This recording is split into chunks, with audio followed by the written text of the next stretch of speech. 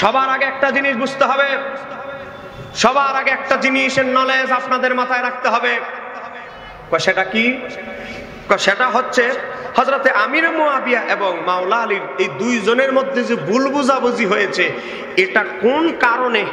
নিজেদের ব্যক্তিগত সম্পদ আত্মরক্ষার জন্য, ব্যক্তিগত বংশীয় ঝগড়ার কারণে, না অন্য কোনো কারণে? এই জিনিসটা যখন আপনি ক্লিয়ার হবেন, তখন এই শিয়াদের মিথ্যা ফাঁদ আপনাকে ধোঁকা দিতে পারবে না। কথা বলেন ঠিক কিনা? এই যে দেখেন, একটা কিতাবের নাম আল বিদায়া ওয়ান নিহায়া, 8 নম্বর খণ্ড, আরবিটাও আছে বাংলাটাও আছে। এটা বাংলা অনুবাদ আমরা করি নাই, করছে কে জানেন? ইসলামিক ফাউন্ডেশন বাংলাদেশ গভর্নমেন্ট থেকে অনুবাদ হয়েছে, তাও আবার এখন থেকে আরো 14 বছর আগের অনুবাদ। দেখেন, এই আল বিদায়া ওয়ান নিহায়া কিতাবের মধ্যে ঘটনাটা আছে। তো মূলত হযরত আলী আর আমির মুয়াবিয়ার দুইজনের মধ্যে ভুল বুঝাবুঝিটা কি হয়েছে, আর শিয়ারা কি বুঝাইতে চাইতেছে, এই জিনিসটা আপনি পার্থক্যটা বুঝলে তাহলে আপনি বুঝতে পারবেন ঘটনাটা কি।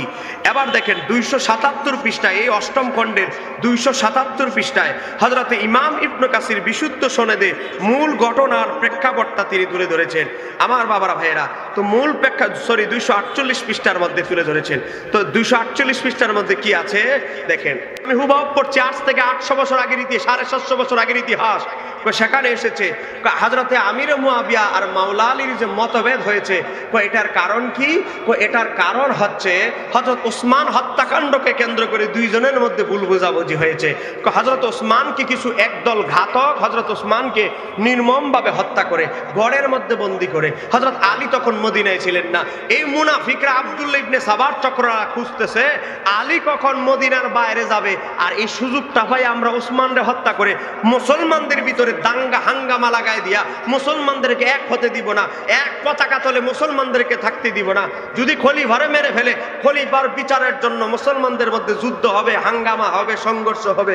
আমার বাবারা ভাইয়েরা, এই আব্দুল্লাহ ইবনে সাবার চক্র 4 জন লোককে ভাড়া করলো। যখন হযরত ওসমানের ঘরের দরজায় পাহারারত ছিলেন নবীর 2 নাতি, একজন ইমাম হাসান, একজন ইমাম হোসাইন। দুইজনকে হযরত আলী বললেন, ও হাসান হোসাইন, তোমরা দুইজন এই দরজার 2 পাশে দাঁড়ায় থাকো, কোন লোকজন ওসমানের ঘরে কি করতে না পারে, প্রবেশ করতে না পারে। এবার অবস্থা দেখেন, এখন হযরত ওসমান রাদিয়াল্লাহু তাআলার ঘরের মধ্যে 4 জন প্রশিক্ষিত খুনি পাঠানো হলো। একদল অন্য দিক দিয়ে ঢুকে গেল, আর এদিক দিয়ে ইমাম হুসাইনের বুকের উপরে অতর্কিত আঘাত করলো, ইমাম হাসানের বুকের উপরে আঘাত করলো। হঠাৎ করে তারা অজ্ঞান হয়ে গেল, এমন ভাবে হঠাৎ করে আঘাত করেছে। আমার বাবারা ভাইয়েরা, হযরত ইমাম হাসান হোসাইন যখন অজ্ঞান হয়ে গেল, ঘরের ভিতরে ঢুকে ওই যে ঘাতকরা মুখ বাঁধা আবার কালো কাপড় দিয়ে, আবার রাতের বেলা, এই যুগের মতো তার সিসি ক্যামেরা ছিল না ওই যুগে, হযরত ওসমানকে হত্যা করতে গেল। হযরত ওসমানের বিবি হযরত ওসমানকে বাঁচাইতে গিয়ে এভাবে হাত দিল, স্বামীর জন্য মায়া, আগে আমি মরি তারপর আমার স্বামী বাঁচুক। হাতটা দিল, 4টা আঙ্গুল কেটে হযরত ওসমানের গর্দানটা কেটে কোরআন শরীফের উপরে গিয়ে রক্ত পড়ল, কারণ তখন তিনি কোরআন শরীফ পড়তেছিলেন। আমার বাবারা ভাইয়েরা, এই জটিল মুহূর্তে এমন একটা ঘটনা ঘটে গেল, এই ঘাতকরা ঘরে ঢোকার আগে আবু বকর সিদ্দিকের একজন ছেলে ছিল, নাম হলো মুহাম্মদ ইবনে আবি বকর। সেও হযরত ওসমানের বিরুদ্ধে মুনাফিকরা শিয়াদের বড় প্রধান আব্দুল্লাহ ইবনে সাবা হযরত আবু বকর সিদ্দিকের ছেলের কান বাড়ি করে ফেলেছে। ওসমান মুসলমানই নেই, তাকে হত্যা করতে হবে। তাকে এমন ভাবে পরিচিত করলো, তাকে এমন ভাবে কুমন্ত্রণা দিল, হযরত আবু বকর সিদ্দিকের ছেলে ওসমানকে হত্যা করতে ঘরে আগে ঢুকে গেল। দেখা করার কথা বলে হযরত ওসমানের দাড়ির মধ্যে আগে ধরলো। ধরার পরে হযরত ওসমান বলল, ভাতিজা, তোমার বাবা আবু বকর যদি এই যুগে এখন বেঁচে থাকতো, তুমি কি ভাতিজা এটা করতে পারতে? তোমার বাবার সাথে আবু বকরের সাথে আমার কি সম্পর্ক? যখন এই কথা বলল, তখন হযরত আবু বকর সিদ্দিকের ছেলে মুহাম্মদ বিন আবু বকর হাতটা সরাই নিল। হাতটা সরাইতে দিলে ওই যে ভাড়াটিয়া খুনি, তারা আঘাত করে হযরত ওসমানকে হত্যা করে মুহূর্তের মধ্যে পালায় গেল। খবর আবার রটাই দিল, তারাই খবর রটাই দিল, মুনাফিক তো বাইরে ঘুরতেছে, যারা এই পরিকল্পনাটা করেছে মুসলমানদের মধ্যে যেন মতভেদ সৃষ্টি হয়ে যায়। মুসলমানরা যদি এক হয়, তাহলে আমরা ইহুদিরা খ্রিস্টানরা কখনো কিছু করতে পারবো না। আমার বাবারা ভাইরা, বাইরে আওয়াজ রটিয়ে দিল, ওসমানকে হত্যা করা হয়েছে, ওসমানকে হত্যা করা হয়েছে। মানুষ ঘরের ভিতরে ঢুকে গিয়ে দেখে 2 জন মানুষকে পেল, একজন হচ্ছে আবু বকর সিদ্দিকের ছেলে, আর একজন হযরত ওসমানের বিবিকে পেল। হযরত ওসমানের বিবি তখন তিনি আহত, কারণ ওনার 4টা আঙ্গুল কেটে ফেলা হয়েছে। এখন হযরত আবু বকর সিদ্দিকের ছেলেকে ধরে গাছের মধ্যে বাঁধলো। মানুষ মনে করলো আবু বকর সিদ্দিকের ছেলেই হত্যা করেছে। আমার বাবারা ভাইরা, হযরত আলী মদিনায় আসলেন। আসার পরে বললেন, ইয়া ইউহান্নাস, ইয়া ইউহান্নাস, এই মানুষেরা থামো থামো। আমি আলী এসেছি, আমি এটার বিচার করব। তোমরা নিজ হাতে আবু বকর সিদ্দিকের ছেলের উপরে কেউ ময়লা দিয়া লাথি ঢিল মারে, ফাঁসা গলা খাবার দিয়ে ঢিল মারতেছে, মানুষ মর্জি করতেছে। আবু বকর সিদ্দিকের ছেলেই মনে হয় ওসমানকে হত্যা করেছে। হযরত আলী এসে তদন্ত করলেন, ওসমানের বিবিকে বললেন তুমি মূল ঘটনা খুলে বলো। সব ঘটনা যখন খুলে বলল, দেখতে এসে হযরত আবু বকর সিদ্দিকের ছেলে হযরত ওসমানকে হত্যা করার জন্য এসেছিল ঠিক, কিন্তু হত্যা করে নাই।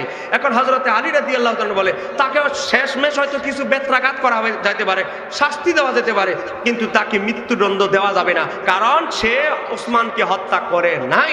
এবার মানুষ ওই আব্দুল্লাহ ইবনে সাবার চক্র রটিয়ে দিল যে হ্যাঁ হযরতে আলী আবু বকর ছেলের বাঁচানোর জন্য কৌশল অবলম্বন করছে।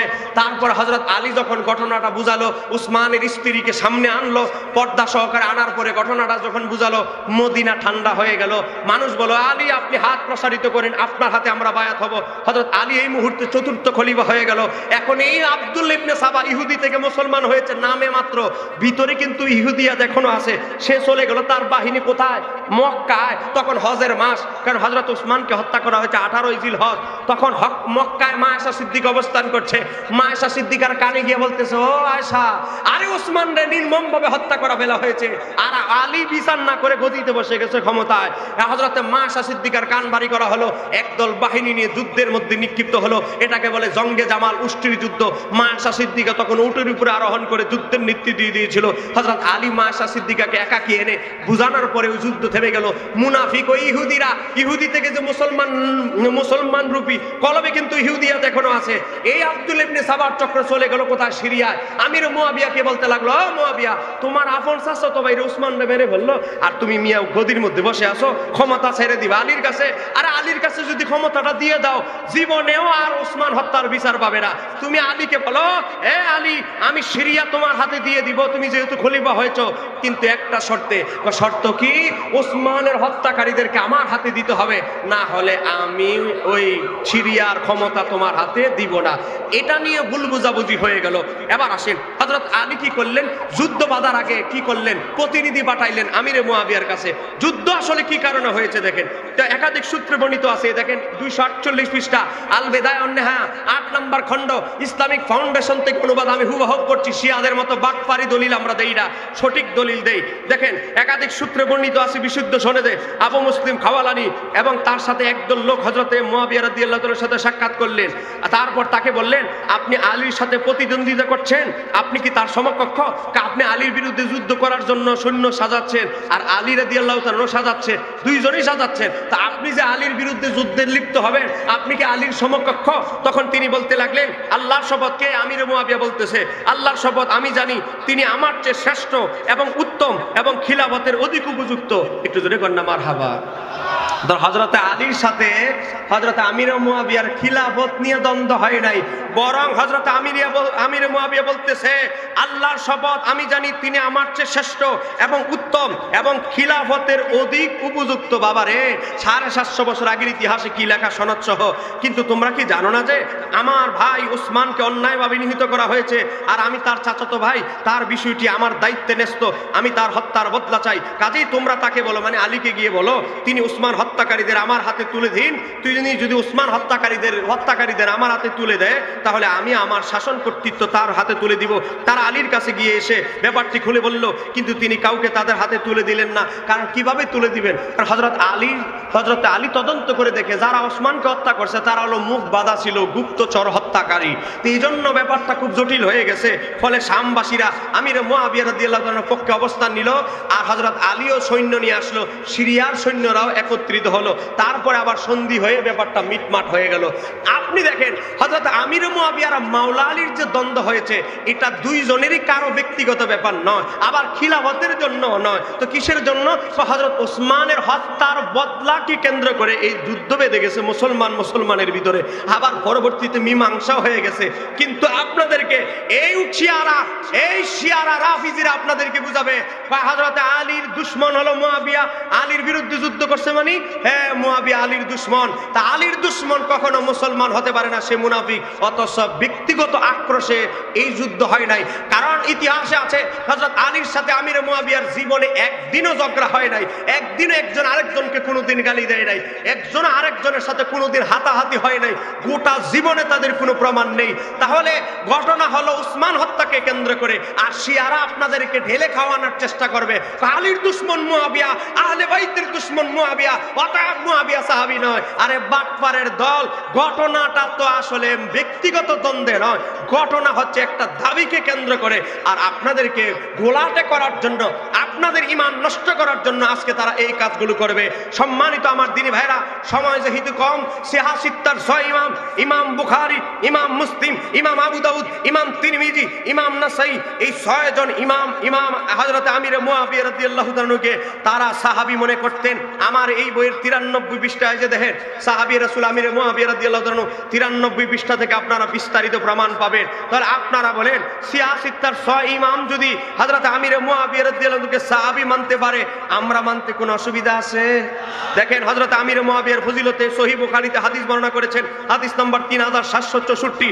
এমনকি হযরত আমির মুয়াবিয়া থেকে 5টা হাদিস সহিহ বুখারীতে এসেছে, হযরত ইমাম বুখারী এনেছে হাদিস নাম্বার 914, হাদিস নাম্বার 2003, 3468, 6330, বুখারীর নাম্বার বলছি 7312। তাহলে ইমাম বুখারী যদি আমির মুয়াবিয়ার সাহাবী মনে করে হাদিস আনে, আমরা উনাকে সাহাবী মানতে কোনো অসুবিধা আছে?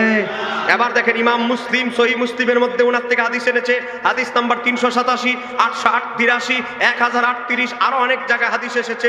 এবার দেখেন, আবার ইমাম ইবনে মাজাহ হাদিস নাম্বার 126, 540, 638, 963, ইমাম আবু দাউদ, আমি কিন্তু অনেক হাদিস নাম্বার বাদ দিচ্ছি, আবু দাউদ শরীফে যদি দেখেন 366, 619, তারপরে 1386, হযরত আমির মুয়াবিয়াকে সাহাবী মেনে আন মুআবিয়াতা রাদিয়াল্লাহু তাআলা ক্বালা রাসূলুল্লাহ, আমির মুয়াবিয়াকে রাদিয়াল্লাহু তাআলা লেখা হাদিস এনেছে।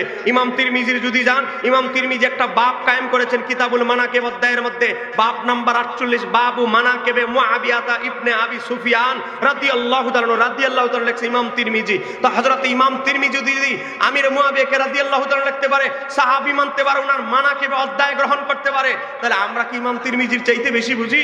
ইমাম তিরমিজি, ইমাম নাসাই হাদিস নাম্বার 294, নাসাই শরীফের 2557।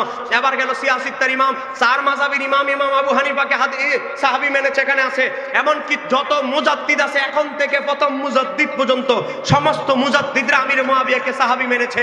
আজকে যারা মুজাদ্দিদরা বলে আমির মুয়াবিয়া সাহাবী, 4 মাযহাবের ইমাম বলে আমির মুয়াবিয়া সাহাবী, সিয়াসিত্তার 6 ইমাম বলে আমির মুয়াবিয়া সাহাবী, এমনকি তরিকতের 4 ইমাম বলে আমির মুয়াবিয়া সাহাবী, এমনকি সারা পৃথিবীর সবচেয়ে বড় দার্শনিক জালালউদ্দিন রুমি, তিনি মসনবী শরীফে আমির মুয়াবিয়ার নাম লিখতে গিয়ে জালালউদ্দিন রুমি লিখেছে রাদিয়াল্লাহু তাআলা, নিজেরে পীর দাবি করো, সুফি দাবি করো, আর জালালউদ্দিন রুমির আকীদা উনার কথা মানো না, এর মানে বোঝা যায় বাটপার দরবেশ বাপ ধরেছে, বাটপার পীরের ব্যবসা বন্ধ চালু করেছে। কথা বলেন ঠিক কিনা?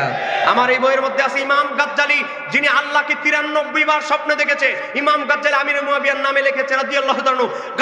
গাউসুস সাকালাইন মুহিউদ্দিন আব্দুল কাদের জিলানী, যিনি তার গুনিয়াতুত তালিবিন কিতাবে লিখেছে রাদিয়াল্লাহু তাআলা আমির মুয়াবিয়ার নামের আগে। বলেন গাউস পাকের জুতার ধুলার সমানও কি এদের মর্যাদা আছে? তাহলে গাউস পাকের মতো লোক বলে রাদিয়াল্লাহু তাআলা, আর দের বেটারি মৌলবী বলে আমির মুয়াবিয়াকে সাহাবী বলা যাবে না। সম্মানিত আমার দিনী ভাইরা, আমার